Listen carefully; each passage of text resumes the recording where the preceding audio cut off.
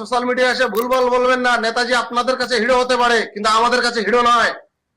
আমরা বারবার বলছি আমাদের মহারাজা জগদীপেন্দ্র নারায়ণ ভোগ বাহাদুরের ভাই তার অস্তিত্ব বিলীন করে দিয়েছে। ভাই আপনারা বলছেন নেতাজি দেশ স্বাধীন করছে না?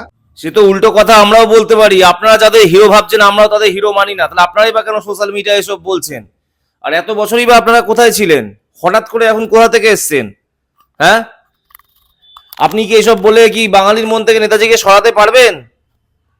আমি আবারও বলছি যে যদি আপনার মনেই হয় যে নেতাজি হিরো না, আপনার অন্য কেউ আপনার কাছে হিরো, ঠিক আছে, সেটাও মেনে নিলাম, তো সেটা আপনার ঘরে রাখুন। ফেসবুকে সোশ্যাল মিডিয়ার মধ্যে এসে কেন এগুলো বক বক শুরু করেছেন? কেন অন্য মানুষদের ভাবাবেগে আঘাত করছেন? আপনারা তো এইভাবে মানুষে ঝামেলা বাঁধাচ্ছেন এইভাবে।